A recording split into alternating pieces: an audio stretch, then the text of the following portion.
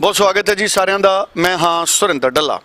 ਤਿੰਨ खेती कानूनों ਨੂੰ ਲੈ ਕੇ पूरे मुल्क ਦੇ ਵਿੱਚ इस वक्त बहस भी हो रही है और मंग भी हो रही है। वड्डी गिणती लोग मंग कर रहे हैं मुल्क के कि ये तीन खेती कानून रद्द कर दिते जान और सरकार लगातार कह रही है कि ये तिन्ने खेती कानून फायदेमंद ने।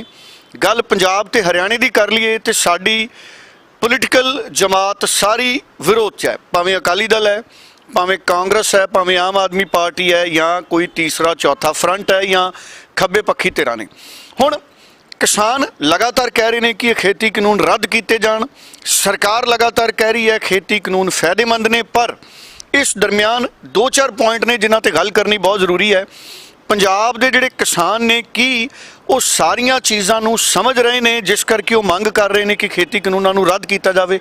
और दूसरा, अगर खेती कानूनों च मान लीए कि कुछ चंगियां गल्लां ने, मैं मान लीए कह रहा, अगर मान लीए कि खेती कानूनों च कुछ चंगियां गल्लां ने तो भारत की सरकार जिहदे कोले एडा वड्डा मीडिया तंत्र है, कौमी चैनल है, रेडियो चैनल ने और कई चैनल अजिहे ने जिहड़े सीधे तौर पर सरकार दे हाँ दे विच हाँ मिलाउंदे ने, मतलब जो सरकार ने कहता वो दिखा दिंदे ने उहदा काफ़ी वड्डा हिस्सा। अजिही सूरत च अगर कुछ चंगियां गल्लां ने कानून दियां ते सरकार फेल क्यों हुई? कि सरकार ने ऑर्डीनेंस काली काली च लिआंदा? कि सरकार ने पार्लीमेंट च लोक सभा ते राज सभा दे विच काली कर ली?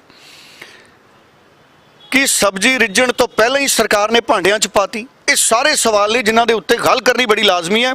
और बहुत खास साडे नाल अज वकील ने हरीश राय टांडा जिहड़े कि बड़े उगे वकील ने, इस तो इलावा एक्टिव फार्मर ने, अज भी खेती कर रहे हैं और चंगी खेती कर रहे हैं। और इस तो इलावा विधायक रह चुके हैं, पंजाब के संसदी सकत्तर रह चुके हैं। सो गल करनी बहुत जरूरी है उन्हां लोकां नाल जिहड़े कानून तो लैके खेतीबाड़ी नूं और कानून नूं बड़ी गंभीरता दे नाल समझते हैं और विधान पालकां नूं भी समझते हैं। सो चारे भूमिका हरीश राय टांडा अदा करते हैं। साबका विधायक ने, साबका संसदी सकत्तर ने, पंजाब के मुख्य संसदी सकत्तर ने, किसान एक्टिव ने, कानूनदान भी ने, वकील भी ने सीनियर। सो सारे पहलुओं के उत्ते गल करांगे ताकि चीज़ां नूं थोड़ा जिहा होर गहराई दे विच समझिए। टांडा साहब, सब तो पहला तो मेरा सवाल यह है कि जिहड़े तीन खेती कानून ने अगर इन्हां च कोई फायदे नहीं तो भारत की सरकार फेल क्यों होगी उन्होंने फायदों को समझाने लई? अज सरकार थां मंत्री थां कही जाते हैं भी संशोधन कर लो, दो गल्लां तो आ गई, संशोधन करने को तैयार ने, मतलब खामियां कानून च हैगियां ने, फायदे दस नहीं सके, खामियां किसानां ने समझातियां, हुण सरकार कानून रद्द करन तो भी भज रही है। डल्ला जी, ये 1990 तो प्रतिक्रिया चल रही है ये फार्म लॉज बनाने की। ये पार्लीमेंट की कमेटी इनू पास भी कर चुकी है पिछोकड़ दे विच। ये प्रपोजल्स पहला यूपीए की सरकार दौरान भी बनी है। पंजाब ने PAMC एक्ट अमेंड भी कर दिता है। जे मैं सच दसां तो सच ये है कि सेंटर के लॉज के बिना भी प्राइवेट कोई भी खरीद सकता है, कॉन्ट्रैक्ट फार्मिंग कर सकता है। PAMC एक्ट पंजाब का प्रोवाइड करता है। केवल तो केवल फर्क इन्ना है कि एक फ्री मूवमेंट कंट्री च नहीं है। दूसरा ये है फर्क कि जिहड़ा प्राइवेट मंडी है उहदे ते टैक्स बराबर है, सिर्फ इन्ना फर्क है। हुण हालात की हैं कि ये फार्मर नूं ग्राउंड ते एसोसीएशन करके समझा के कानून नहीं बनाए गए। खास तौर पर जिहड़ा पंजाब का फार्मर है वो बड़े इकनॉमिक स्ट्रेस च है। हिंदुस्तान के फार्मर के मुकाबले पंजाब के फार्मर का 2.5 गुना डेट ज़्यादा है, पर हैड डेट। पंजाब च जिहड़ी मशीनरी है वो इंडिया नालों 3 गुना है। इसदा मतलब इन्वेस्टमेंट 3 गुना इंडिया नालों मशीनरी च, ते डेट 2.5 गुना है। तो लैंड होल्डिंग्स चलते समय शॉर्ट हो गई हैं। मार्जिनल फार्मर ग्रो कर गया है। फार्म की इनकम बढ़ नहीं रही, घट रही है। उपज भी घट रही है। जमीन की गुणवत्ता घट रही है। पंजाब दे पानी थल्ले जा रहे हैं, होर थल्ले जा रहे हैं। पंजाब एक रेगिस्तान बनने के स्तर पर आ गया है तो खेती लामबंद किता नहीं रही। ये सारी बैकग्राउंड च पंजाब का जिहड़ा फार्मर है जो भावक है, इमोशनल है, एंड वो इमोशनल होके सड़क पर आया। इत्थे हुण तर्क की गल नहीं रही कि ਕਾਨੂੰਨਾਂ ਦੇ ਫਾਇਦੇ ਕੀ ਹੈ, ਕਾਨੂੰਨਾਂ 'ਚ ਨੁਕਸਾਨ ਕੀ ਹੈ। ਉਹਦੇ ਮਨ ਦਾ ਇੱਕ ਭਰਮ ਐਡਾ ਸਟਰੋਂਗ ਬਣ ਗਿਆ ਕਿ ਇਹ ਕਾਨੂੰਨ ਉਹਦਾ ਲੱਕ ਭੰਨ ਦੇਣਗੇ। ਤੇ ਉਹ ਇਮੋਸ਼ਨਲ ਹੋ ਕੇ ਜਿਸ ਕਦਰ ਸੜਕਾਂ ਤੇ ਆਏ ਆ, ਤੁਸੀਂ ਉਹਨਾਂ ਦੀਆਂ ਭਾਵਨਾਵਾਂ ਦੇਖੋ, ਸੁਣਨ ਨੂੰ ਤਿਆਰ ਨਹੀਂ, ਤਰਕ ਨਾਲ ਗੱਲ ਕਰਨ ਨੂੰ ਤਿਆਰ ਨਹੀਂ। ਐਂਡ ਜਿਹੜੀਆਂ ਫਾਰਮ ਯੂਨੀਅਨਸ ਦੇ ਲੀਡਰ ਹੈ ਉਹ ਵੀ ਉਹਨਾਂ ਦੇ ਸੈਂਟੀਮੈਂਟਸ ਤੋਂ ਪਰੇ ਨਹੀਂ ਜਾ ਸਕਦੇ। ਜੇ ਸਮਝੋ ਕਿਤੇ ਉਹ ਬੈਠ ਕੇ ਰਾਜੀਨਾਮਾ ਕਰ ਲੈਣਗੇ, ਨੋ, ਨਾਟ ਪੋਸੀਬਲ। ਸੋ ਮੈਂ ਸਮਝਦਾ ਇਹ ਸਿਚੁਏਸ਼ਨ ਦੇ ਵਿੱਚ ਰਾਸਤਾ ਇੱਕ ਤੇ ਇੱਕ ਹੈ ਕਿ ਪੰਜਾਬ ਹਰਿਆਣਾ 'ਚ ਹਿੰਦੁਸਤਾਨ ਦੀ ਸਰਕਾਰ ਕਾਨੂੰਨਾਂ ਨੂੰ ਮੋਰੀਟੋਰੀਅਮ 'ਚ ਲੈ ਜਾਵੇ, ਕਹਿ ਦੇਵੇ ਕਿ ਪੰਜਾਬ ਹਰਿਆਣਾ 'ਚ ਲਾਗੂ ਨਹੀਂ ਹੋਣਗੇ ਜਦ ਤੱਕ ਅਸੀਂ ਤੁਹਾਡੇ ਨਾਲ ਰਲ ਕੇ ਬੈਠ ਕੇ ਇੱਕ ਮਤ ਨਹੀਂ ਹੋ ਜਾਵਾਂਗੇ। ਅੱਛਾ, ਇਹ ਸੰਭਵ ਹੈ ਕਿ ਜਿਹੜਾ ਕਾਨੂੰਨ ਜਿਵੇਂ ਹੁਣ ਕਿਹਾ ਜਾਂਦਾ ਕਿ ਪੂਰੇ ਮੁਲਕ 'ਚ ਲਾਗੂ ਹੋ ਗਿਆ, ਜਿਵੇਂ ਅਰਵਿੰਦ ਕੇਜਰੀਵਾਲ ਕਹਿੰਦਾ ਨੋਟੀਫਿਕੇਸ਼ਨ ਸਾਨੂੰ ਜਾਰੀ ਕਰਨ ਦੀ ਲੋੜ ਹੀ ਨਹੀਂ ਸੀ, ਇਹ ਤਾਂ ਕੇਂਦਰੀ ਕਾਨੂੰਨ ਹੈ, ਇਹ ਆਪਣੇ ਆਪ ਹੀ ਲਾਗੂ ਹੋ ਜਾਣੇ ਨੇ। ਕੀ ਕੇਂਦਰ ਦੀ ਸਰਕਾਰ ਇਹ ਫਾਰਮੂਲਾ ਕੱਢ ਸਕਦੀ ਹੈ ਕਿ ਪੰਜਾਬ ਤੇ ਹਰਿਆਣੇ ਨੂੰ ਇਹਦੇ 'ਚੋਂ ਬਾਹਰ ਕੱਢ ਦੇ? ਕਿਉਂ ਨਹੀਂ, ਵਾਈ ਨਾਟ। ਨੋਟੀਫਿਕੇਸ਼ਨ ਕਰਕੇ ਰੋਕ ਸਕਦੇ ਹਾਂ, ਆਰਡੀਨੈਂਸ ਜਾਰੀ ਕਰਕੇ ਰੋਕ ਸਕਦੇ ਹਾਂ, ਕੋਈ ਦਿੱਕਤ ਨਹੀਂ ਹੈ। ਜੇ ਚਾਹ ਨੂੰ ਕਰਨਾ, ਸਾਰੇ ਸੰਵਿਧਾਨ ਹੈ, ਸਾਰੇ ਰਾਸਤੇ ਹੈ। ਮੈਂ ਸਮਝਦਾ ਉਹਦੇ ਨਾਲ ਕੀ ਹੋਊਗਾ ਕਿ ਜਿਹੜੇ ਹਾਲਾਤ ਦੇ ਵਿੱਚ ਅੱਜ ਫਾਰਮਰ ਹੈ ਜਿਹੜਾ ਸੜਕਾਂ ਤੇ ਬੈਠਾ ਹੈ, ਦੇਖੋ ਕਿੱਡੀ ਵੱਡੀ ਕਲਾਈਮੈਟਿਕ ਕ੍ਰਾਈਸਿਸ 'ਚ ਬੈਠਾ ਹੈ, ਉਹਨੂੰ ਵਾਪਸ ਜਾਣ ਦਿਓ, ਇੱਕ ਮਾਹੌਲ ਬਣ ਜਾਊਗਾ, ਫੇਥ ਹੋ ਜਾਊਗਾ। ਅੱਜ ਜਿਹੜਾ farmer the government of India ਦੇ ਵਿੱਚ ਫੇਥ ਹੈ ਨਾ, ਉਹ ਖਤਮ ਹੋ ਚੁੱਕਾ ਹੈ। ਹੁਣ ਉਹ ਫੇਥ ਰਿਵਾਈਵ ਕਰਨ ਲਈ ਕੁਝ ਬੜਾ ਦਿਲ ਦਿਖਾਣ, ਕੁਝ ਦਰਿਆ ਦਿਲ ਦਿਖਾਣ ਤਾਂ ਹੋ ਜਾਊਗਾ, ਕਿਉਂ ਨਹੀਂ ਹੋਊਗਾ। ਫਿਰ ਮੈਂ ਸਮਝਦਾ ਇਹਦੇ 'ਚ ਫਿਰ ਕੋਈ ਨਾ ਕੋਈ ਸੈਟਲਮੈਂਟ ਕਰਨ ਦੇ ਵਿੱਚ ਵੀ ਬਹੁਤ ਆਸਾਨੀ ਆ ਜਾਊਗੀ। ਤੇ ਭਾਰਤ ਸਰਕਾਰ ਦੇ ਰੋਲ ਨੂੰ ਕਿੱਥੋਂ ਦੇਖਦੇ ਹੋ ਤੁਸੀਂ? ਜਿਹੜੀਆਂ ਗੱਲਾਂ ਦੱਸੀਆਂ ਕਿ ਪੰਜਾਬ ਦਾ ਫਾਰਮਰ ਕਰਜ਼ੇ 'ਚ ਹੈ, ਸਾਡੇ ਕੋਲੇ ਮਸ਼ੀਨਰੀ 3 ਗੁਣਾ ਹੈ, ਸਾਡੀ ਜ਼ਮੀਨ ਥੱਲੇ ਚਲੀ ਗਈ, ਉਪਜਾਊ ਸ਼ਕਤੀ ਖਤਮ ਹੋ ਗਈ, ਲਾਭ ਨਹੀਂ ਰਿਹਾ, ਪਾਣੀ ਸਾਡਾ ਖਤਮ ਹੋ ਗਿਆ, ਕਿ ਸਰਕਾਰ ਨੂੰ ਇਹ ਗੱਲਾਂ ਨਹੀਂ ਸੀ ਪਤਾ? ਬੀਜੇਪੀ ਦੇ ਲੀਡਰ ਕਹਿੰਦੇ ਨੇ ਕਿ ਸਾਡੀ ਸਰਕਾਰ ਨੂੰ ਤਾਂ ਸਾਰਾ ਕੁਝ ਪਤਾ ਹੈ।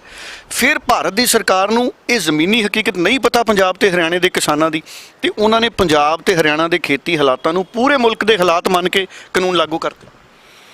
ਸਰਕਾਰ ਗੰਭੀਰ ਨਹੀਂ, ਸਰਕਾਰ ਆਪਣੀ ਜ਼ਿੰਮੇਵਾਰੀ ਨਹੀਂ ਸਮਝਦੀ। ਅੰਗਰੇਜ਼ ਦੇ ਜ਼ਮਾਨੇ ਦੇ ਵਿੱਚ ਪੂਰੇ ਪੁਰਾਣੇ ਪੰਜਾਬ ਦੇ ਵਿੱਚ ਕਾਨੂੰਨ ਸੀਗਾ ਕਿ ਤੁਸੀਂ ਝੋਨਾ, ਰਾਈਸ ਤੇ ਗੰਨਾ 2 ਕ੍ਰੌਪਸ ਸਰਫੇਸ ਵਾਟਰ ਨਾਲ ਹੀ ਕਰ ਸਕਦੇ ਹੋ। ਮੀਨਸ ਜ਼ਮੀਨ ਦੇ ਉੱਤੇ, ਮਤਲਬ ਨਦੀ ਦਾ, ਨਾਲੇ ਦਾ ਪਾਣੀ ਉਹਦੇ ਨਾਲ ਕਰ ਸਕਦੇ ਹੋ, ਤੁਸੀਂ ਗਰਾਊਂਡ ਵਾਟਰ ਕੱਢ ਕੇ ਨਹੀਂ ਸੀ ਕਰ ਸਕਦੇ। ਪਰ ਇਹ ਲਾਅ ਕਿਵੇਂ ਹੋਇਆ, ਲਾਅਜ਼ ਬਦਲੇ ਕਿਵੇਂ?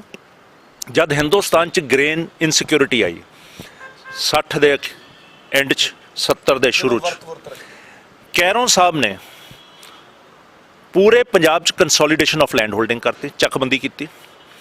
ਪੰਜਾਬ ਦੇ ਫਾਰਮਰ ਦੀ ਜ਼ਮੀਨਾਂ ਟੁੱਟਵੀਆਂ ਸੀਗੀਆਂ, ਇਕੱਠੀਆਂ ਹੋ ਗਈਆਂ, ਉਹਨਾਂ ਦੇ ਮੁੱਲ ਪਾ ਕੇ ਬਰਾਨੀ ਦਾ ਅਲੱਗ ਮੁੱਲ ਪੈ ਗਿਆ, ਨਹਿਰੀ ਦਾ ਅਲੱਗ ਪੈ ਗਿਆ, 2 ਫਸਲਾਂ ਵਾਲੀ ਦਾ ਅਲੱਗ ਪੈ ਗਿਆ। ਉਹਦੇ ਨਾਲ ਪੰਜਾਬ ਦੇ ਵਿੱਚ ਪੰਜਾਬ ਦੇ ਫਾਰਮਰ ਨੇ ਇਨਵੈਸਟਮੈਂਟ ਸ਼ੁਰੂ ਕੀਤੀ, ਮੁਜਾਰੇ ਉੜ ਗਏ, ਲੈਂਡ ਸੀਲਿੰਗ 'ਚ ਲੈਂਡ ਸਰਪਲਸ ਹੋ ਗਈਆਂ, ਮੁਜਾਰਿਆਂ ਨੂੰ ਮਾਲਕੀਅਤ ਮਿਲ ਗਈ। ਫਿਰ ਸਾਡੇ ਪਰਸ਼ੀਅਨ ਵੈਲ ਲੱਗੇ, ਜਿਹਨੂੰ ਹਲਟ ਕਹਿੰਦੇ ਆ, ਹਲਟ ਲੱਗੇ, ਹਲਟਾਂ ਦੇ ਨਾਲ ਸਿੰਚਾਈ ਹੋਈ। ਉਹਦੇ ਬਾਅਦ ਟਿਊਬਲਸ ਆਏ, ਸਿਰਫ 15-20 ਹਜ਼ਾਰ ਟਿਊਬਲ ਤੋਂ ਅੱਜ 2.5-3 ਲੱਖ ਟਿਊਬਲ ਹੈ। ਇਹ ਪੰਜਾਬ ਗ੍ਰੀਨ ਰੈਵੋਲੂਸ਼ਨ ਲੈ ਕੇ ਆਇਆ। ਪੰਜਾਬ ਦਾ ਮਤਲਬ ਹਰਿਆਣਾ ਨਾਲ ਜੋੜ ਕੇ ਮੈਂ ਕਹਿ ਰਿਹਾ, ਇਹ ਗ੍ਰੀਨ ਰੈਵੋਲੂਸ਼ਨ ਤੇ ਸਰਪਲਸ ਫੂਡ ਇੱਥੋਂ ਹੋਇਆ। ਤੇ ਅੱਜ ਗਵਰਨਮੈਂਟ ਆਫ ਇੰਡੀਆ ਨੂੰ ਸਮਝ ਹੋਣੀ ਚਾਹੀਦੀ ਹੈ ਕਿ ਪੰਜਾਬ ਦਾ ਪਾਣੀ ਡਿਪਲੀਟ ਹੋ ਗਿਆ। ਪੰਜਾਬ ਆਉਣ ਵਾਲੇ 2 ਦਹਾਕਿਆਂ ਦੇ ਵਿੱਚ ਰੇਗਿਸਤਾਨ ਬਣਨ ਵੱਲ ਤੁਰ ਪਊਗਾ। ਤੁਹਾਨੂੰ 20 ਸਾਲ ਬਾਅਦ ਜ਼ਮੀਨਾਂ ਬੰਜਰ ਮਿਲਣਗੀਆਂ ਕਿ ਪਾਣੀ ਹੈ ਨਹੀਂ, ਖੂਹ ਸੁੱਕ ਗਏ, ਟਿਊਬਲ ਸੁੱਕ ਗਏ। ਹੁਣ ਗਵਰਨਮੈਂਟ ਆਫ ਇੰਡੀਆ ਦੀ ਜ਼ਿੰਮੇਵਾਰੀ ਬਣਦੀ ਹੈ ਕਿ ਇਹ ਸੂਬਿਆ ਹਰਿਆਣਾ, ਪੰਜਾਬ, ਜਿਨੇ ਪੂਰੇ ਹਿੰਦੁਸਤਾਨ ਦਾ ਅੰਨ ਦਾ ਸੰਕਟ ਦੂਰ ਕੀਤਾ ਹੈ, ਉਹਨਾਂ ਨੂੰ ਬਦਲਵੀਂ ਫਸਲ, ਮਤਲਬ ਕਿ ਰਾਈਸ ਦੇ ਉਲਟ ਸਰੋਂ, ਦਾਲਾਂ, ਮੱਕੀ, ਇਹਦੇ ਲਈ ਕਾਨੂੰਨ ਸੰਸ਼ੋਧਨ ਲਿਆਉਣ। ਮੱਕੀ ਦੀ ਕੰਜ਼ੰਪਸ਼ਨ ਐਥਨੋਲ ਬਣਾਉਣ ਲਈ ਹੋ ਸਕਦੀ ਹੈ। ਐਥਨੋਲ ਪੈਟਰੋਲ ਦੇ ਵਿੱਚ ਇਹਨਾਂ ਨੇ ਲਾਜ਼ਮੀ ਹੁਣ ਕੀਤਾ ਹੈ, ਉਹ ਮੈਂਡੇਟਰੀ ਕਰਨ ਕਿ ਮੱਕੀ ਤੋਂ ਬਣੇ ਤਾਂ ਕਿ ਮੱਕੀ ਦਾ ਭਾਅ ਵਧੇ। MSP ਇਹਨਾਂ ਤਿੰਨਾਂ ਦੀ ਦੇ ਕੇ ਇਹਨਾਂ ਤੇ ਪ੍ਰੋਕਿਉਰਮੈਂਟ ਵੀ ਕਰਨ ਤਾਂ ਕਿ ਖੇਤ ਦੀ ਬਦਲ ਆ ਜਾਵੇ। ਪਲੱਸ ਜਿਹੜੇ ਬੰਦੇ ਬਦਲ ਕਰਦੇ ਆ ਉਹਨਾਂ ਨੂੰ ਸਬਸਿਡੀ ਦਿੱਤੀ ਜਾਵੇ, ਤਾਂ ਬਦਲ ਹੋਊਗਾ, ਤਾਂ ਪੰਜਾਬ ਬਚੂਗਾ। ਇਹ ਗਵਰਨਮੈਂਟ ਆਫ ਇੰਡੀਆ ਦੀ ਜ਼ਿੰਮੇਵਾਰੀ ਹੈ। ਜ਼ਿੰਮੇਵਾਰੀ ਤੋਂ ਗਵਰਨਮੈਂਟ ਆਫ ਇੰਡੀਆ ਭੱਜ ਰਹੀ ਹੈ। ਹੁਣ ਅਗਰ ਕਾਨੂੰਨ ਰੱਦ ਨਹੀਂ ਕਰਦੀ ਸਰਕਾਰ, ਜੋ ਰਵੱਈਆ ਦਿਖ ਰਿਹਾ ਸਰਕਾਰ ਦਾ ਕਿ ਕਾਨੂੰਨ ਚੰਗੇ ਨੇ ਔਰ ਅਸੀਂ ਕਿਸਾਨਾਂ ਨੂੰ ਸਮਝਾਵਾਂਗੇ, ਹੁਣ ਮੈਂ 2 ਗੱਲਾਂ ਜਾਣਨਾ ਚਾਹੁੰਦਾ ਤੁਹਾਡੀ ਨਜ਼ਰ 'ਚ ਕਿ ਸਾਡੇ ਕਿਸਾਨਾਂ ਨੂੰ ਸਮਝਾਉਣ ਦੀ ਲੋੜ ਹੈ ਜਾਂ ਸਰਕਾਰ ਨੂੰ ਸਮਝਣ ਦੀ ਲੋੜ ਹੈ, ਮੰਤਰੀਆਂ ਨੂੰ ਸਮਝਣ ਦੀ ਲੋੜ ਹੈ? ਗੱਲ ਫਿਰ ਉਹੀ ਆ ਗਈ ਕਿ ਭਾਰਤ ਦੀ ਸਰਕਾਰ ਅੱਜ ਵੀ ਪੰਜਾਬ ਦੇ ਜ਼ਮੀਨੀ ਹਾਲਾਤ ਸਮਝਣ 'ਚ ਫੇਲ ਹੋ ਗਈ। ਦੇਖੋ, ਗਵਰਨਮੈਂਟ ਆਫ ਇੰਡੀਆ ਇੱਕ ਆਰਗੇਨਾਈਜ਼ਡ ਐਸਟੈਬਲਿਸ਼ਡ ਗਵਰਨਮੈਂਟ ਹੈ, ਜਿਨ੍ਹਾਂ ਕੋਲ ਸਾਰੇ ਸਾਧਨ ਹੈ ਇਨਪੁਟਸ ਲੈਣ ਦੇ, ਜਾਣਕਾਰੀ ਲੈਣ ਦੇ। ਗਵਰਨਮੈਂਟ ਆਫ ਇੰਡੀਆ ਨੂੰ ਅਹਿਸਾਸ ਕਰਨਾ ਚਾਹੀਦਾ ਹੈ ਕਿ ਜਿਹੜੀ ਇਹ ਫਾਰਮਰਸ ਮੂਵਮੈਂਟ ਹੈ, ਇਮੋਸ਼ਨਲ ਮੂਵਮੈਂਟ ਹੈ। ਪਹਿਲੀ ਗੱਲ ਤਾਂ ਇੱਕ ਯੂਨੀਅਨ ਲੀਡ ਨਹੀਂ ਕਰ ਰਹੀ, 31 ਹੈ। ਇੱਕ ਲੀਡਰ ਲੀਡ ਨਹੀਂ ਕਰ ਰਿਹਾ, ਅਨੇਕ ਹੈ। ਤੇ ਮੇਰੇ ਅਨੁਸਾਰ ਜਿਹੜੀ ਫਾਰਮ ਯੂਨੀਅਨਸ ਦੀ ਲੀਡਰਸ਼ਿਪ ਹੈ, ਉਹ ਉਨੀ ਜ਼ਿਆਦਾ ਤਕੜੇ ਤਰੀਕੇ ਦੇ ਨਾਲ ਜਿਹੜੇ ਲੈਡ ਹੈ, ਜਿਹੜੇ ਫਾਰਮਰਸ ਆਏ ਹੈ, ਉਹਨਾਂ ਤੇ ਆਪਣੇ ਡਿਸੀਜਨਸ ਕਨਵਿੰਸ ਕਰਕੇ ਲਾਗੂ ਨਹੀਂ ਕਰ ਸਕਦੀ। ਉਹ ਗਾਈਡਡ ਹੈ ਬਾਏ ਇਮੋਸ਼ਨਲ ਫੀਲਿੰਗਸ ਜਿਹੜੇ ਬੰਦੇ ਉੱਥੇ ਬੈਠੇ ਹੈ, ਤੇ ਜਿਹੜੇ ਬੈਠੇ ਹੈ ਉਹ ਤਿੰਨੇ ਕਾਨੂੰਨਾਂ ਦੀ ਵਾਪਸੀ ਚਾਹੁੰਦੇ ਹੈ। ਨੈਕਸਟ, ਗਵਰਨਮੈਂਟ ਆਫ ਇੰਡੀਆ ਕੋਲ ਇਹ ਜਾਣਕਾਰੀ ਦੇ ਇਲਾਵਾ ਇਹ ਵੀ ਜਾਣਕਾਰੀ ਹੋਣੀ ਚਾਹੀਦੀ ਹੈ ਕਿ ਇਹ ਉਹ ਸੂਬਾ ਹੈ, ਪੰਜਾਬ ਤੇ ਹਰਿਆਣਾ, ਜਿਹਦੇ 25% ਤੋਂ ਉੱਤੇ ਬੱਚੇ ਫੌਜ 'ਚ ਹੈ। ਇਹਦੇ ਨਾਲ ਨਾਲ ਕਈ ਬੰਦੇ ਛੁੱਟੀ ਵੀ ਅਪਲਾਈ ਕਰ ਰਹੇ ਹੈ ਕਿਉਂਕਿ ਉਹਨਾਂ ਦੇ ਮਾਂ ਬਾਪ ਖੇਤਾਂ ਤੇ ਹੈ ਨਹੀਂ, ਖੇਤਰ ਸਾਂਭਣ ਵਾਲਾ ਕੋਈ ਨਹੀਂ। ਇਹ ਇੱਕ ਬਹੁਤ ਸੈਂਸਿਟਿਵ ਇਸ਼ੂ ਹੈ, ਇਹਦੀ ਐਕਸਪਲੋਇਟੇਸ਼ਨ ਕਿਤੇ ਨਾ ਕਿਤੇ ਹੋ ਸਕਦੀ ਹੈ। ਗਵਰਨਮੈਂਟ ਆਫ ਇੰਡੀਆ ਨੂੰ ਇਹ ਸੰਜੀਦਗੀ ਦੇਖਦੇ ਹੋਏ, ਸਰਕਮਸਟੈਂਸਿਸ ਦੇਖਦੇ ਹੋਏ ਇਹਨੂੰ ਇਮੀਡੀਏਟਲੀ ਵਾਈਂਡ ਅਪ ਕਰਨਾ ਚਾਹੀਦਾ, ਇਹਨੂੰ ਡਿਲੇ ਨਹੀਂ ਕਰਨਾ ਚਾਹੀਦਾ। ਬਿਲਕੁਲ ਠੀਕ ਹੈ। ਅੱਛਾ, ਹੁਣ ਮੈਂ ਕਾਨੂੰਨੀ ਪਹਿਲੂ ਤੇ ਵੀ ਆਉਣਾ ਜੀ। ਇੱਕ ਨਵੀਂ ਚੀਜ਼ ਵੀ ਆਪਾਂ ਸੁਣਦੇ ਹਾਂ, ਇੱਕ ਨਵੀਂ ਤਰ੍ਹਾਂ ਦੀ ਬਹਿਸ ਹੈ। ਬਹੁਤ ਸਾਰੇ ਲੋਕ ਕਹਿ ਰਹੇ ਨੇ ਕਿ ਖੇਤੀ ਦੇ ਕਾਨੂੰਨ ਬਣਾਉਣੇ ਸਿਰਫ ਸੂਬੇ ਦਾ ਸਬਜੈਕਟ ਹੁੰਦਾ ਹੈ, ਕੇਂਦਰ ਨੂੰ ਅਜਿਹੇ ਕਾਨੂੰਨ ਨਹੀਂ ਬਣਾਉਣੇ ਚਾਹੀਦੇ ਸੀ, ਸੂਬਿਆਂ ਤੇ ਇਹ ਛੱਡ ਦੇਣਾ ਚਾਹੀਦਾ ਸੀ ਵੀ ਉਹ ਆਪਣੇ ਹਿਸਾਬ ਦੇ ਨਾਲ ਇਹ ਕਾਨੂੰਨ ਬਣਾਉਣ।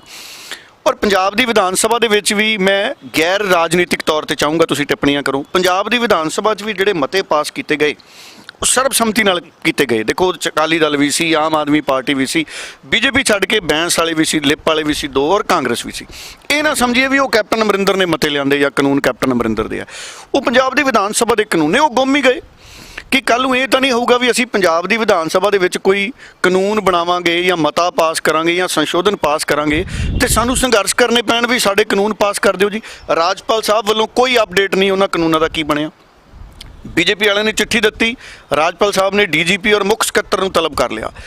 ਇਹਨਾਂ ਕਾਨੂੰਨਾਂ ਬਾਰੇ ਕਿਸੇ ਤਰ੍ਹਾਂ ਦੀ ਜਾਣਕਾਰੀ ਲੋਕਾਂ ਨੂੰ ਨਹੀਂ ਦਿੱਤੀ ਗਈ ਜਿਹੜੇ ਪੰਜਾਬ ਦੀ ਵਿਧਾਨ ਸਭਾ 'ਚ ਪਾਸ ਹੋ ਸੀ। ਹੁਣ ਸਵਾਲ ਇਹ ਹੈ, ਜਿਹੜੇ ਸਾਡੇ ਕਿਸਾਨ ਅੰਦੋਲਨ ਕਰ ਰਹੇ ਨੇ, ਕੀ ਉਹਨਾਂ ਨੂੰ ਇਹ ਵੀ ਮੰਗ ਰੱਖਣੀ ਚਾਹੀਦੀ ਹੈ ਕਿ ਪੰਜਾਬ ਦੀ ਵਿਧਾਨ ਸਭਾ ਦੇ ਕਾਨੂੰਨਾਂ ਦੀ ਵੀ ਗੱਲ ਉੱਥੇ ਹੋਵੇ, ਜਾਂ ਤੁਹਾਡੀ ਨਜ਼ਰ 'ਚ ਸਾਡੇ ਪੰਜਾਬ ਦੇ ਵਿਧਾਨ ਸਭਾ ਦੇ ਕਾਨੂੰਨਾਂ ਦੀ ਕੀ ਅਹਿਮੀਅਤ ਹੈ?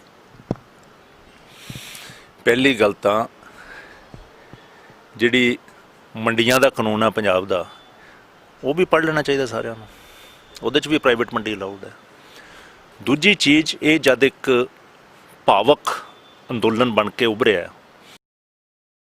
ਇਸ ਕਾਨੂੰਨਾਂ ਦੇ ਅਗੇਂਸਟ, ਹਰੇਕ ਨੇ ਕੋਸ਼ਿਸ਼ ਕੀਤੀ ਹੈ ਇਹਦੇ ਵਿੱਚੋਂ ਫਾਇਦਾ ਕੱਢਿਆ ਜਾਵੇ। ਮੌਜੂਦਾ ਸਰਕਾਰ ਹੈ ਜਿਹੜੀ, ਉਹਦਾ ਡੈਫੀਨੇਟਲੀ ਬਹੁਤ ਜ਼ਿਆਦਾ ਇਨਫਲੂਐਂਸ ਹੁੰਦਾ, ਉਹਨਾਂ ਦਾ ਹਰ ਕੰਮ 'ਚ, ਹਰ ਡਿਸੀਜਨ 'ਚ ਇਨਫਲੂਐਂਸ ਹੈ, ਅਤੇ ਉਹਨਾਂ ਨੇ ਆਪਣੇ ਆਪ ਨੂੰ ਕਿਸਾਨ ਪੱਖੀ ਦਿਖਾਉਣ ਲਈ ਇਹ ਕਾਨੂੰਨ ਲੈ ਕੇ ਆਏ। ਇਹ ਕਾਨੂੰਨ ਹਾਸੇਮਈ ਹੈ ਪੰਜਾਬ ਵਾਲੇ। ਇਹ ਕਾਨੂੰਨ ਨਾ ਕਦੇ ਪ੍ਰਵਾਨੇ ਜਾਣੇ ਆ, ਨਾ ਕਦੇ ਪ੍ਰਵਾਨਣ ਯੋਗ ਹੈ। ਇਹ ਕਾਨੂੰਨ ਗਵਰਨਰ ਕੋਲ ਭੇਜੇ ਹੈ, ਗਵਰਨਰ ਚਾਹੇ ਇਹਨਾਂ ਕੋਲ 6 ਮਹੀਨੇ ਬੈਠਾ ਰਹੇ ਇਹਦੇ ਉੱਤੇ। ਗਵਰਨਰ ਜੇ ਫਾਰਵਰਡ ਕਰਕੇ ਭੇਜ ਦਿੰਦੇ ਹੈ ਰਾਸ਼ਟਰਪਤੀ ਨੂੰ, ਤਾਂ ਰਾਸ਼ਟਰਪਤੀ ਨੂੰ ਦੁਬਿਧਾ ਆਊਗੀ क्या ये जेन्युइनली स्टेट सब्जेक्ट है कि सेंट्रल सब्जेक्ट है। फिर वो आप फैसला नहीं करूगा, इनू प्रवानूगा नहीं, फिर वो भेज दूगा पार्लीमेंट में, फिर ये पार्लीमेंट 'ਚ डिबेट होणगे, फिर पार्लीमेंट इनू अप्रूव करूगी तां होऊगा, जिहड़ा होना संभव नहीं है। ये प्रणाली 'चों लंघ के कानून कदे परमाने नहीं जाने। इस करके मैं कह रहा ये हास्यमई है, एक मजाक किया। एक ਅਸੀਂ ਅਗਰ ਮੰਨ ਕੇ ਚੱਲੀਏ ਵੀ ਇਹ ਕਾਨੂੰਨ ਸਹੀ ਹੈ, ਅਗਰ ਅਸੀਂ ਇਹ ਮੰਨ ਲਈਏ ਕਾਨੂੰਨ ਸਹੀ ਹੈ, ਫਿਰ ਸਾਡੀ ਪੰਜਾਬ ਦੀ ਜ਼ਿੰਮੇਵਾਰੀ ਕੀ ਹੈ, ਸਾਡੇ ਸਾਰਿਆਂ ਦੀ? ਪਹਿਲਾਂ ਸਮਝਾਵਾਂ ਤੁਹਾਨੂੰ, ਜੇ ਤਾਂ ਹੁੰਦੇ ਪੰਜਾਬ ਸਰਕਾਰ ਨੇ ਪਾਸ ਕੀਤਾ ਹੁੰਦਾ ਕਿ ਇਹ ਕਾਨੂੰਨ ਹੈ ਜਿਹੜੇ, ਇਹ ਸਾਡੇ ਸੂਬੇ ਦੀ ਜਿਹੜੀ ਏਰੀਆ ਆਫ ਆਪਰੇਸ਼ਨ ਹੈ ਉਹਦੇ 'ਚ ਦਖਲ ਅੰਦਾਜ਼ੀ ਹੈ, ਕਿਉਂਕਿ ਐਗਰੀਕਲਚਰ ਹੈ ਜਿਹੜਾ ਉਹ ਸੂਬੇ ਨਾਲ ਰਿਲੇਟਡ ਕਿੱਤਾ ਹੈਗਾ, ਉਹਦੇ 'ਤੇ ਕਾਨੂੰਨ ਸੂਬਾ ਪਾਸ ਕਰ ਸਕਦਾ, ਸੈਂਟਰ ਨਹੀਂ ਪਾਸ ਕਰ ਸਕਦੀ। ਇਹ ਕਰਕੇ ਇਹ ਸੁਪਰੀਮ ਕੋਰਟ ਦੇ ਵਿੱਚ ਚੈਲੰਜ ਕਰ ਦਿੰਦੇ, ਪਰ ਇਹ ਨਹੀਂ ਕੀਤਾ। ਇਹਨਾਂ ਨੇ ਉਸ ਕਾਨੂੰਨ ਨੂੰ ਪ੍ਰਮਾਣ ਕੇ ਉਹਦੇ ਵਿੱਚ ਸੋਧ ਕੀਤੇ ਹੈ, ਕਾਨੂੰਨ ਪ੍ਰਮਾਣ ਲਿਆ। ਜੇ ਤੁਸੀਂ ਕਾਨੂੰਨ ਬਣਾਉਣ ਦੀ ਪ੍ਰਣਾਲੀ ਸੈਂਟਰਲ ਗਵਰਨਮੈਂਟ ਨੂੰ ਪ੍ਰਮਾਣ ਕਰਦੇ ਹੋ, ਫਿਰ ਸੰਸ਼ੋਧਨ ਕਿਵੇਂ ਕਰ ਸਕਦੇ? ਇਹ ਕੰਟਰਾਡਿਕਟਰੀ ਹੈ। ਇਹ ਬੜਾ ਇੱਕ ਤਾਂ ਹੀ ਮੈਂ ਕਹਿ ਰਿਹਾ ਹਾਸੇ में ये ਤਾਂ ਮਜ਼ਾਕੀਆ ਗੱਲ ਹੈ, ਇੱਕ ਪਬਲਿਕ ਦਿਖਾਵਾ ਜਗ ਦਿਖਾਵਾ ਹੈ, ਇਹ ਕੁਛ ਇਹਦੇ 'ਚ ਸੀਰੀਅਸ ਗੱਲ ਨਹੀਂ। ਤੇ ਦੁਬਾਰਾ ਕਾਨੂੰਨ ਬਣਾਇਆ ਜਾ ਸਕਦਾ, ਦੁਬਾਰਾ ਸੈਸ਼ਨ ਬਣਾ ਕੇ ਪੰਜਾਬ ਦਾ ਖੇਤੀਬਾੜੀ ਦੇ ਇਦਾਂ ਦੇ ਕਾਨੂੰਨ? ਦੇਖੋ, ਇਹ ਡਿਬੇਟੇਬਲ ਪੁਆਇੰਟ ਹੈ। ਹੁਣ ਤੁਹਾਨੂੰ ਮੈਂ ਦੱਸਣਾ ਚਾਹੁੰਦਾ ਹੈ ਕਿ ਸਾਡੇ ਸੰਵਿਧਾਨ ਦੇ ਵਿੱਚ ਡਿਫਾਈਨਡ ਹੈ ਕਿ ਸੂਬੇ ਦਾ ਏਰੀਆ ਆਫ ਆਪਰੇਸ਼ਨ ਕੀ ਹੈ, ਸੈਂਟਰ ਦਾ ਕੀ ਹੈ, ਉਹਨੂੰ ਕਹਿੰਦੇ ਆ ਸੈਂਟਰਲ ਲਿਸਟ, ਉਹਨੂੰ ਕਹਿੰਦੇ ਆ ਸਟੇਟ ਲਿਸਟ। ਤੀਜੀ ਹੈ ਕੌਨਕਰੈਂਟ ਲਿਸਟ। ਕੌਨਕਰੈਂਟ ਲਿਸਟ ਹੈ ਜਿਹਦੇ 'ਚ ਦੋਨਾਂ ਦਾ ਦਖਲ ਹੈ। ਉਹਦੇ ਵਿੱਚ ਸੈਂਟਰ ਪਾਸ ਕਰਦੀ ਹੈ ਕੁਝ ਏਰੀਏ 'ਚ, ਸੂਬੇ ਉਹਦੇ 'ਚ ਸੰਸ਼ੋਧਨ ਕਰ ਸਕਦੇ ਆ, ਜਿਵੇਂ ਲਾਅ ਐਂਡ ਆਰਡਰ ਹੈ, ਆਈਪੀਸੀ ਹੈ, ਆਈਪੀਸੀ ਸੂਬੇ ਨੋਟੀਫਾਈ ਕਰਕੇ ਐਕਸੈਪਟ ਕਰਦੇ ਆ, ਦੈਨ ਸੀਆਰਪੀਸੀ ਹੈ, ਸਿਵਲ ਪ੍ਰੋਸੀਜਰ ਕੋਡ ਹੈ, ਇਹ ਕੰਕਰੈਂਟ ਲਿਸਟ ਦੇ ਵਿੱਚ ਹੈ, ਕੋਈ law and order concurrent list 'ਚ ਹੈ। ਨਾਓ ਐਗਰੀਕਲਚਰ ਜਿਹੜਾ ਹੈਗਾ ਉਹ ਹੈਗਾ ਸਟੇਟ ਲਿਸਟ 'ਚ। ਜਿਹੜਾ ਟ੍ਰੇਡ ਐਂਡ ਕਾਮਰਸ ਹੈ ਉਹ ਇੱਕ ਸਪੈਸ਼ਲ ਆਰਟੀਕਲ ਹੈ, ਮੇਰਾ ਖਿਆਲ 302 ਹੈ, ਜਿਹਦੇ ਵਿੱਚ free trade and commerce guarantee ਕੀਤਾ ਹੋਇਆ। ਇਹਦੇ ਇਲਾਵਾ ਜਿਹੜਾ ਟ੍ਰੇਡ ਐਂਡ ਕਾਮਰਸ ਹੈ ਉਹ ਪਾਰਟਲੀ ਸੈਂਟਰਲ ਲਿਸਟ 'ਚ ਹੈ, ਪਾਰਟਲੀ ਕੰਕਰੈਂਟ ਲਿਸਟ 'ਚ ਹੈ। ਜੇ ਉਹ ਪਾਰਟਲੀ ਲੈ ਜਾਈਏ ਤਾਂ ਫਿਰ ਉਹਨਾਂ ਦਾ ਬਣਾਉਣ ਦੀ ਇਖਤਿਆਰੀ ਹੈ। ਜੇ ਤੁਸੀਂ ਕਹੋ ਇਖਤਿਆਰੀ ਨਹੀਂ ਹੈ, ਇਹ ਸਾਡੇ ਲਈ ਸੁਸਾਈਡਲ ਵੀ ਹੋ ਸਕਦੀ ਹੈ, ਘਾਤਕ ਵੀ ਹੋ ਸਕਦੀ ਹੈ। ਜੇ ਅਸੀਂ ਇਹ ਸਟੈਂਡ ਲੈ ਲਈਏ ਸਾਰਾ ਰਲ ਕੇ ਕਿ ਸੈਂਟਰ ਤਾਂ ਐਗਰੀਕਲਚਰ 'ਚ ਦਖਲ ਵੀ ਨਹੀਂ ਦੇ ਸਕਦੀ, ਫਿਰ ਸੈਂਟਰ ਕਿਤੇ ਜੇ ਪੱਲਾ ਝਾੜ ਗਈ ਕਿ ਅਸੀਂ ਐਮਐਸਪੀ ਵੀ ਨਹੀਂ ਫਿਰ ਕਰਦੇ, ਕਿਉਂਕਿ ਐਮਐਸਪੀ ਕਾਹਦੇ ਤੇ ਹੈ? ਐਗਰੀਕਲਚਰ ਤੇ ਹੈ ਨਾ, ਪ੍ਰੋਡਿਊਸ ਤੇ। ਫਿਰ ਪ੍ਰੋਕਿਉਰਮੈਂਟ ਕਾਹਦੀ ਹੈ? ਐਗਰੀਕਲਚਰ ਪ੍ਰੋਡਿਊਸ ਦੀ ਹੈ ਨਾ। ਜਦ ਅਸੀਂ ਕਹਿੰਦੇ ਹਾਂ ਕਿ ਟ੍ਰੇਡ ਐਂਡ ਕਾਮਰਸ ਹੈ, ਜਿਹੜਾ ਦਾਣਾ ਹੈ, ਦਾਣਾ ਤਾਂ ਖੇਤ ਉਪਜ ਹੈ, ਇਹਦੇ ਤੇ ਨਹੀਂ ਲੱਗਦਾ, ਤੇ ਦਾਣੇ 'ਚੋਂ ਜੇ ਤੁਸੀਂ ਕੌਰਨ ਫਲਾਰ ਬਣਾ ਲੈਂਦੇ ਹੋ, ਕੌਰਨ ਫਲੇਕਸ ਬਣਾ ਲੈਂਦੇ ਹੋ, ਖਿਲੀਆਂ ਬਣਾ ਲੈਂਦੇ ਹੋ, ਤਾਂ ਉਹ ਉਹਦੇ 'ਚ ਆਊਗਾ ਕਾਮਰਸ 'ਚ। ਜੇ ਇਹੀ ਆਰਗੂਮੈਂਟ ਤੇ ਫਿਰ ਸਾਡੇ ਨੁਕਸਾਨ ਵੀ ਹੋ ਸਕਦਾ ਹੈ। ਇਹ ਦੋ ਧਾਰੀ ਤਲਵਾਰ ਹੈ। ਪਰ ਮੈਂ ਇੱਕ ਗੱਲ ਹੋਰ ਕਹਿਣੀ ਚਾਹੁੰਦਾ, ਜ਼ਮੀਨ ਤੇ ਭਾਵਨਾਤਮਕ ਤੌਰ ਤੇ ਜਿਹੜੀਆਂ ਅਸੀਂ ਗੱਲਾਂ ਸਮਝਦੇ ਹਾਂ, ਜਦੋਂ ਮੁਲਕ ਨੂੰ ਲੋੜ ਸੀ ਤੇ ਪੰਜਾਬ 'ਚੋਂ ਕਣਕ ਝੋਨਾ ਚੱਕਿਆ, ਤੇ ਹੁਣ ਮੁਲਕ 'ਚ ਜਦੋਂ ਹੋਰ ਪਾਸੇ ਕਣਕ ਝੋਨਾ ਹੋਣ ਲੱਗ ਗਿਆ, ਤੇ ਹੁਣ ਕਹਿੰਦੇ ਐਫਸੀਆਈ ਵੀ ਘਾਟੇ ਜਾਈ ਜਾਂਦੀ ਹੈ, ਹੁਣ ਐਫਸੀਆਈ ਵੀ ਘਾਟੇ ਜਾਈ ਜਾਂਦੀ ਹੈ। ਹੁਣ ਕਿਸਾਨਾਂ ਨੂੰ ਜਿਹੜਾ ਮੋਟਾ ਖਤਰਾ ਜੋ ਮੈਂ ਮਹਿਸੂਸ ਕਰਦਾ, ਕਿਸਾਨਾਂ ਨਾਲ ਗੱਲ ਹੁੰਦੀ ਹੈ, ਉਹ ਕਹਿੰਦੇ ਪ੍ਰਾਈਵੇਟ ਸੈਕਟਰ ਨੂੰ ਅਗਰ ਸਾਰੇ ਇਖਤਿਆਰ ਮਿਲ ਗਏ ਵੀ ਜਿੰਨਾ ਮਰਜ਼ੀ ਕਣਕ ਝੋਨਾ ਚੱਕੋ ਜਾਂ ਹੋਰ ਫਸਲਾਂ ਚੱਕੋ, ਕੱਲ੍ਹ ਨੂੰ ਅਗਰ ਐਫਸੀਆਈ ਵੇਚਤੀ ਸਰਕਾਰ ਨੇ, ਦੇਖੋ ਕਿੰਨੇ ਹਵਾਈ ਅੱਡੇ ਵੇਚਤੇ ਆਪਣੇ ਸਰਕਾਰ ਨੇ, ਹਵਾਈ ਅੱਡੇ ਚੱਲੇ ਨਹੀਂ ਸਰਕਾਰ ਤੋਂ, ਜਹਾਜ਼ ਉੱਡੀ ਜਾਂਦੇ ਆ। ਜੇ ਕੱਲ੍ਹ ਨੂੰ ਐਫਸੀਆਈ ਸਰਕਾਰ ਨੇ ਕਹਿਤਾ ਵੀ ਇਹ ਤਾਂ ਕਮਜ਼ੋਰ ਹੋ ਗਈ, ਬਹੁਤ ਜ਼ਿਆਦਾ ਕਰਜ਼ੇ 'ਚ ਆ ਗਈ, ਅਸੀਂ ਐਫਸੀਆਈ ਵੇਚਦੇ ਹਾਂ, ਫਿਰ ਕੀ ਹੋਊਗਾ? ਫਿਰ ਸਰਕਾਰ ਫੌਜ ਵੇਚ ਦਿਓ, ਸਰਕਾਰ ਆਈਏਐਸ ਆਈਪੀਐਸ ਵੇਚ ਦਿਓ, ਇਹ ਨਹੀਂ ਵਿਕ ਸਕਦੇ। ਐਫਸੀਆਈ ਹੈ ਜਿਹੜੀ, ਇਹ ਕਿਸੇ ਵੀ ਮੁਲਕ ਲਈ ਗ੍ਰੇਨ ਸਿਕਿਉਰਿਟੀ ਹੈ, ਉਹ ਫੌਜ ਤੋਂ ਵੀ ਜ਼ਿਆਦਾ ਇੰਪੋਰਟੈਂਟ ਹੈ। ਨਹੀਂ, ਪਰ ਘਾਟਾ ਦੇਖੋ ਨਾ ਜੀ, ਅਚਾਨਕ ਪਿਛਲੇ 6 ਸਾਲਾਂ 'ਚ ਘਾਟਾ ਵਧੀ ਜਾਂਦਾ। ਕੋਈ ਘਾਟਾ ਨਹੀਂ ਹੈ, ਮੈਂ ਤੁਹਾਨੂੰ ਸਮਝਾਉਣਾ। ਗ੍ਰੇਨ ਇਨਸਿਕਿਉਰਿਟੀ ਕੋਈ ਕੰਟਰੀ ਬਰਦਾਸ਼ਤ ਨਹੀਂ ਕਰ ਸਕਦੀ। ਇੰਡੀਅਨ ਗਵਰਨਮੈਂਟ ਦਾ ਡਾਕਟਰਿਨ ਹੈ ਕਿ 2 ਸਾਲ ਦਾ ਗ੍ਰੇਨ ਪੂਰੀ ਕੰਟਰੀ ਨੂੰ ਜਿੰਨਾ ਲੋੜੀਂਦਾ ਹੈ ਉਹਦੇ ਸਟਾਕ ਪਾਈਲ ਰੱਖਣੇ ਹੈ। ਉਹ ਐਫਸੀਆਈ ਬਿਨਾਂ ਕਿਵੇਂ ਹੋ ਸਕਦੇ ਆ? ਕਦੇ ਵੀ ਨਹੀਂ ਹੋ ਸਕਦੇ। ਇਸ ਕਰਕੇ ਪ੍ਰੋਕਿਉਰਮੈਂਟ ਗਵਰਨਮੈਂਟ ਆਫ ਇੰਡੀਆ ਕਦੇ ਬੰਦ ਨਹੀਂ ਕਰ ਸਕਦੀ। ਮੈਂ ਲੰਬਾ ਇਸ਼ੂ ਹੈ ਪ੍ਰੋਕਿਉਰਮੈਂਟ। ਪੰਜਾਬ ਹਰਿਆਣੇ 'ਚ ਲੋਕੀ ਕਹਿੰਦੇ ਆ ਸ਼ਾਇਦ ਇਕੱਲੇ ਹੁੰਦੀ ਹੈ, ਨਹੀਂ, ਪੰਜਾਬ 'ਚ ਹੁੰਦੀ ਹੈ, ਹਰਿਆਣੇ 'ਚ ਹੁੰਦੀ ਹੈ, ਰਾਜਸਥਾਨ 'ਚ ਹੁੰਦੀ ਹੈ ਥਰੂ ਗਵਰਨਮੈਂਟ ਏਜੰਸੀਜ਼, ਪੂਰੇ ਕੰਟਰੀ 'ਚ ਹੁੰਦੀ ਹੈ ਥਰੂ ਕੋਆਪਰੇਟਿਵ ਸੁਸਾਇਟੀਜ਼, ਹੁੰਦੀ ਪੂਰੇ ਕੰਟਰੀ 'ਚ ਹੈ। ਪਰ ਪੂਰੇ ਕੰਟਰੀ ਦੇ ਵਿੱਚ ਸਰਪਲਸ ਗ੍ਰੇਨ ਨਹੀਂ ਹੈ, ਉਹ ਕੰਜ਼ਿਊਮ ਕਰ ਜਾਂਦੇ ਆ। ਜਿਵੇਂ ਮੱਧ ਪ੍ਰਦੇਸ਼ ਲੈ ਲਓ ਤੁਸੀਂ, ਮੱਧ ਪ੍ਰਦੇਸ਼ ਅੱਜ ਤੋਂ 10 ਸਾਲ ਪਹਿਲਾਂ ਸਾਰਾ ਗ੍ਰੇਨ ਕੰਜ਼ਿਊਮ ਕਰ ਜਾਂਦਾ ਸੀ। ਅੱਜ ਮੱਧ ਪ੍ਰਦੇਸ਼ ਹਰਿਆਣੇ ਨਾਲੋਂ ਵੱਧ ਕਣਕ ਸੈਂਟਰ ਪੂਲ 'ਚ ਦੇਣ ਲੱਗ ਗਿਆ। ਅੱਗੇ ਕਿਸੇ ਜ਼ਮਾਨੇ ਆਂਧਰਾ ਬਹੁਤ ਦਿੰਦਾ ਸੀ, ਹੁਣ ਆਂਧਰਾ ਨੇ ਜਦ ਆਪਣੀਆਂ ਸਕੀਮਸ ਚਲਾ ਲਈਆਂ, ਉਹਨਾਂ ਦਾ ਵੀ ਘਟ ਗਿਆ। ਉੜੀਸਾ 20-22% ਉੜੀਸਾ ਦਾ ਜਿਹੜਾ ਝੋਨਾ ਹੈ ਉਹ ਪ੍ਰੋਕਿਉਰ ਕਰਦੀ ਹੈ ਗਵਰਨਮੈਂਟ ਆਫ ਇੰਡੀਆ। ਬਟ ਇਹ ਬੰਦ ਹੋ ਜਾਊਗੀ ਕਦੇ? ਇਹ ਨਾਮੁਮਕਿਨ ਹੈ, ਹੋ ਨਹੀਂ ਸਕਦਾ। ਗਵਰਨਮੈਂਟ ਦੀ ਲੋੜ ਹੈ। ਤੁਸੀਂ ਕੀ ਸੋਚਦੇ? ਗਵਰਨਮੈਂਟ ਨੂੰ ਹੁਣ ਪੈਂਡੈਮਿਕ ਆਇਆ ਤਾਂ ਜੇ ਅੰਨ ਨਾ ਹੁੰਦਾ ਤਾਂ ਕੀ ਕਰਦੀ ਸਰਕਾਰ? ਅੰਨ ਸੀਗਾ ਤਾਂ ਅੰਨ ਦਿੱਤਾ ਨਾ। ਇਹ ਅੰਨ 2 ਸਾਲ ਦਾ ਰੱਖਣਾ ਗਵਰਨਮੈਂਟ ਲਈ ਮਜਬੂਰੀ ਹੈ। ਪਰ ਹੋਏ ਗਿਆ ਕਿ ਹੁਣ 2 ਸਾਲ ਤੋਂ ਵੀ ਵੱਧ ਅੰਨ ਹੋਣ ਲੱਗ ਗਿਆ। ਹੁਣ ਬਦਲ ਆਉਣੀ ਚਾਹੀਦੀ ਹੈ। ਅਸੀਂ ਕਿੰਨਾ ਤੇਲ ਇੰਪੋਰਟ ਕਰਦੇ ਹਾਂ, ਪਾਮ ਆਇਲ ਦੇ ਲਾਰਜੈਸਟ ਇੰਪੋਰਟਰ ਹੈ। ਜੇ ਅਸੀਂ ਆਇਲ ਸੀਡਸ 'ਤੇ ਸਬਸਿਡੀ ਦੇ ਕੇ ਆਇਲ ਸੀਡਸ ਕੰਟਰੀ 'ਚ ਕਰੀਏ, ਸਾਡੀ ਇੰਪੋਰਟ ਘਟ ਜਾਊਗੀ। ਦਾਲਾਂ ਅਸੀਂ ਇੰਪੋਰਟ ਕਰ ਰਹੇ ਹਾਂ, ਜੇ ਬਦਲ ਦਈਏ ਇਹਨੂੰ, ਸਬਸਿਡੀ ਦਈਏ, ਇੰਪੋਰਟ ਘਟ ਜੂ। ਕਿਤੇ ਨਾ ਕਿਤੇ ਜਿਹੜੀ ਸਾਡੀ ਫੋਰਨ ਐਕਸਚੇਂਜ ਬਾਹਰ ਜਾਂਦੀ ਹੈ ਉਹ ਰੁਕ ਸਕਦੀ ਹੈ। ਇਹ ਗਵਰਨਮੈਂਟ ਆਫ ਇੰਡੀਆ ਨੂੰ ਕਰਨਾ ਚਾਹੀਦਾ। ਬਿਲਕੁਲ, ਜਿਵੇਂ ਤੁਸੀਂ ਗੱਲ ਕੀਤੀ ਆਇਲ ਸੀਡ ਦੀ, ਦੇਖੋ ਮੈਂ ਸੂਰਜਮੁਖੀ ਦੇਖਿਆ, ਪੰਜਾਬ 'ਚ ਸੂਰਜਮੁਖੀ ਵਾਲੇ ਕਿਸਾਨ ਰੁਲ ਜਾਂਦੇ ਆ। ਸੂਰਜਮੁਖੀ ਵਾਲੇ ਰੁਲ ਜਾਂਦੇ, ਪੰਜਾਬ 'ਚ ਹੋਰ ਫਸਲਾਂ ਵਾਲੇ ਕਿਸਾਨ ਰੁਲ ਜਾਂਦੇ ਆ। ਇਹ 3 ਕਾਨੂੰਨ ਲਿਆਉਣ ਤੋਂ ਪਹਿਲਾਂ ਕਿ ਅਸੀਂ ਮਾਰਕੀਟਾਂ ਖੋਲ੍ਹ ਦਾਂਗੇ, ਕੀ ਸਰਕਾਰ ਲਈ ਇਹ ਲਾਜ਼ਮੀ ਨਹੀਂ ਸੀ ਕਿ 23 ਫਸਲਾਂ ਤੇ MSP ਹੈ, ਜਿਹੜੀਆਂ ਸਾਡੀਆਂ ਹੋਰ ਫਸਲਾਂ ਨੇ ਸੂਬੇ ਦੇ ਹਿਸਾਬ ਨਾਲ ਪੰਜਾਬ 'ਚ ਦੇਖ ਲੈਣ, ਮੱਕੀ ਹੈ, ਬਾਸਮਤੀ ਹੈ, ਸੂਰਜਮੁਖੀ ਹੈ, ਇਹਨਾਂ ਚੀਜ਼ਾਂ ਵਾਲੇ ਪਾਸੇ ਸਰਕਾਰ ਥੋੜ੍ਹਾ ਸੰਗਠਿਤ ਕੰਮ ਕਰਦੀ? ਇਹ ਨਹੀਂ ਸੀ ਕਰਨਾ ਚਾਹੀਦਾ ਸਰਕਾਰ ਨੂੰ, ਜਾਂ ਇਸ ਮਹਾਮਾਰੀ ਦੇ ਦੌਰ 'ਚ ਆਰਡੀਨੈਂਸ ਲਿਆ ਕੇ ਕਾਨੂੰਨ ਬਣਾਉਣੇ ਚਾਹੀਦੇ ਸੀ? ਦੇਖੋ ਇੱਕ ਚੀਜ਼ ਤੁਹਾਨੂੰ ਮੈਂ ਦੱਸਾਂ, 23 ਫਸਲਾਂ ਦੀ MSP ਹੈ, ਸਿਰਫ ਪ੍ਰੋਕਿਊਰਮੈਂਟ 2 ਦੀ ਹੁੰਦੀ ਹੈ। ਕੁਝ ਸਟੇਟਸ ਨੇ ਥੋੜੀ ਪ੍ਰੋਕਿਊਰਮੈਂਟ ਸ਼ੁਰੂ ਕੀਤੀ ਹੈ, ਹਰਿਆਣਾ ਕਰ ਰਿਹਾ, ਜਾਂ cotton the procurement cotton corporation of India ਕਰਦੀ ਹੈ। ਐਤਕੀ ਉਹਨਾਂ ਨੇ ਪਿਛਲੀ ਵਾਰ 24% ਕੀਤੀ ਸੀ, ਐਤਕੀ 70%, ਪਿਛਲੀ ਵਾਰ ਨਾਲੋਂ 3 ਗੁਣਾ ਜ਼ਿਆਦਾ, ਮੋਰ ਦੈਨ 3 ਗੁਣ ਪ੍ਰੋਕਿਊਰ ਕੀਤੀ ਹੈ ਇਸ ਵਾਰ। ਸ਼ਾਇਦ ਇਹ ਐਜੀਟੇਸ਼ਨ ਨੂੰ ਚੱਲਦੇ ਕੀਤੀ ਹੈ, ਮੈਂ ਤਾਂ ਇਹ ਸਮਝਦਾ, ਕਿਉਂਕਿ ਕਾਟਨ ਸਕੇਅਰਸਿਟੀ ਕੰਟਰੀ 'ਚ ਨਹੀਂ ਹੈ, ਹਾਲੇ ਇੰਨੀ ਡਿਮਾਂਡ ਨਹੀਂ ਹੈ। ਪਰ ਦਾਲਾਂ ਕਿਉਂ ਨਹੀਂ ਹੁੰਦੀਆਂ, ਇਸ਼ੂ ਬਹੁਤ ਵੱਡਾ। ਤੁਹਾਡਾ ਸਨਫਲਾਵਰ ਕਿਉਂ ਨਹੀਂ ਹੁੰਦਾ, ਇਹ ਵੀ ਇਸ਼ੂ ਬਹੁਤ ਵੱਡਾ। ਸਨਫਲਾਵਰ ਤੁਸੀਂ ਕਲਸਟਰ ਕਰੋਗੇ ਤਾਂ ਹੋਊਗਾ, ਜੇ ਤੁਸੀਂ ਥੋੜੇ ਖੇਤ ਲਾਓਗੇ ਤਾਂ ਸਾਰੇ ਤੋਤੇ ਖਾ ਜਾਣਗੇ, ਤੁਸੀਂ ਸਾਂਭ ਨਹੀਂ ਸਕਦੇ। ਦਾਲਾਂ ਜੇ ਕਰੋਗੇ ਤਾਂ ਦਾਲ ਦੀ ਇੰਡਸਟਰੀ ਵੀ ਤਾਂ ਚਾਹੀਦੀ ਹੈ ਨਾ, ਦਾਲ ਮਿਲ ਚਾਹੀਦੀ ਹੈ। ਤੁਸੀਂ ਇੱਥੇ ਦਾਲ ਮੰਡੀ 'ਚ ਬੇਲਚਨ ਚਲੇ ਜਾਓ, ਵਿਕਦੀ ਨਹੀਂ, ਬਹੁਤ ਪ੍ਰੋਬਲਮ ਹੈ। ਪੰਜਾਬ 'ਚ ਬੇਸਿਕਲੀ ਅਸੀਂ ਮੂੰਗੀ ਕਰ ਰਹੇ ਹਾਂ, ਬੇਸਿਕਲੀ ਹੋਰ ਕੋਈ ਦਾਲ ਨਹੀਂ ਕਰਦੇ, ਬਹੁਤ ਥੋੜੀ ਅਰਹਰ ਕਰਦੇ ਹਾਂ। ਮੂੰਗੀ ਐਤਕੀ ਜ਼ਿਮੀਂਦਾਰਾਂ ਨੇ ਮੱਕੀ ਜ਼ਿਆਦਾ ਬੀਜਤੀ, ਕਿਉਂਕਿ ਮੱਕੀ ਦਾ ਭਾਅ 2200-2300 ਹੋ ਗਿਆ ਸੀਗਾ ਪਹਿਲਾਂ, ਤਾਂ ਮੱਕੀ ਵੇਚਣ ਨਾਲ ਮੱਕੀ ਤਾਂ 800 ਤੇ ਆ ਗਈ, 900 ਤੇ ਆ ਗਈ। ਮੂੰਗੀ ਪੰਜਾਬ ਦੀ 7000 ਵਿਕੀ ਐਤਕੀ, ਜਿਹੜੀ ਸਪੋਰਟ ਪ੍ਰਾਈਸ ਤੋਂ ਉੱਤੇ ਵਿਕੀ ਹੈ। ਰਾਜਸਥਾਨ ਦੀ ਮੂੰਗੀ ਤਾਂ 10000 ਵਿਕੀ। ਮੈਂ ਉਹੀ ਗੱਲ ਕਹਿਣਾ, ਸਰਕਾਰ ਇਹ ਸੰਤੁਲਨ, ਕੇਂਦਰ ਦੀ ਸਰਕਾਰ ਦਾ ਧਿਆਨ ਇਸ ਸੰਤੁਲਨ ਵਾਲੇ ਪਾਸੇ ਕਿਉਂ ਨਹੀਂ, ਖੇਤੀਬਾੜੀ ਮੰਤਰੀ ਦਾ? ਇਹ ਹੋਣਾ ਚਾਹੀਦਾ, ਹੋਊਗਾ ਵੀ। ਕਿਤੇ ਨਾ ਕਿਤੇ ਗਵਰਨਮੈਂਟ ਆਫ ਇੰਡੀਆ ਨੇ ਕਾਨੂੰਨ ਵੀ ਇਸੇ ਨਜ਼ਰ ਨਾਲ ਕੀਤੇ ਹੈ, ਪਰ ਕਾਲ ਕਰਤੀ, ਬਹੁਤ ਜਲਦੀ ਕਰਤੀ। ਐਂਡ ਤੁਸੀਂ ਜਦ ਤਾਈਂ ਦੇਖੋ, ਜਿਹਦੇ ਲਈ ਕਾਨੂੰਨ ਬਣਾਉਂਦੇ ਹੋ ਉਹਨੂੰ ਕਨਵਿੰਸ ਕਰੇ ਬਿਨਾਂ ਨਹੀਂ ਬਣਾਉਣਾ ਚਾਹੀਦਾ। ਐਂਡ ਜੇ ਇੰਨਾ ਜ਼ਿਆਦਾ ਇਮੋਸ਼ਨਲ ਆਊਟਬਸਟ ਹੈ, ਕੋਈ ਫਰਕ ਨਹੀਂ, ਕਾਨੂੰਨ ਵਾਪਸ ਲੈ ਲਓ। ਸਦੀਆਂ ਤੋਂ ਇਹ ਕਾਨੂੰਨ ਹੈ ਨਹੀਂ ਸੀ ਇੰਡੀਆ 'ਚ, ਤਾਂ ਹਿੰਦੁਸਤਾਨ ਚੱਲਦਾ ਸੀ, 2 ਸਾਲ ਹੋਰ ਚੱਲ ਜੂਗਾ। ਤੁਸੀਂ ਕਿਸਾਨਾਂ ਦੇ ਜਿੱਥੇ ਜਿੱਥੇ ਖਦਸ਼ੇ ਆ ਉਹਨੂੰ ਦੂਰ ਕਰ ਲਓ, ਕਿਸਾਨਾਂ ਨੂੰ ਐਕਸਪਲੇਨ ਕਰ ਲਓ। ਕਿਸਾਨ ਮੂਰਖ ਨਹੀਂ ਆ। ਪਹਿਲਾਂ ਤਾਂ ਮੈਂ ਇੱਕ ਗੱਲ ਦੱਸਾਂ, ਪੰਜਾਬ ਦਾ ਹਰਿਆਣੇ ਦਾ ਕਿਸਾਨ ਹੈ ਨਾ ਜਿਹੜਾ, ਉਹ ਨੈਸ਼ਨਲ ਕਿਸਾਨ ਨਾਲੋਂ ਬਹੁਤ ਡਿਫਰੈਂਟ ਕਿਸਾਨ ਹੈ। ਸਾਡੇ ਅੱਧੇ ਕਿਸਾਨ ਤਾਂ ਇਹੋ ਜਿਹੇ ਹੈ ਜਿਨ੍ਹਾਂ ਦੇ ਆਊਟਸਪ੍ਰਿੰਗਸ ਹੈ, ਜਿਹੜੀਆਂ ਬੱਚੇ ਹੈ ਉਹ ਬਾਹਰਲੇ ਮੁਲਕਾਂ 'ਚ ਬੈਠੇ ਹੈ, PhD ਡਾਕਟਰਸ ਹੈ, ਪ੍ਰੋਫੈਸਰਸ ਹੈ। ਸਾਡੇ ਇਹੋ ਜਿਹੇ ਪੇਂਡੂ ਬੈਕਗਰਾਊਂਡ ਦੇ ਬੰਦੇ, ਤੁਸੀਂ ਐਗਰੀਕਲਚਰ ਯੂਨੀਵਰਸਿਟੀ ਲਓ, ਕਿੰਨੇ ਐਗਰੀਕਲਚਰ ਬੈਕਗਰਾਊਂਡ ਵਾਲੇ ਹੈ।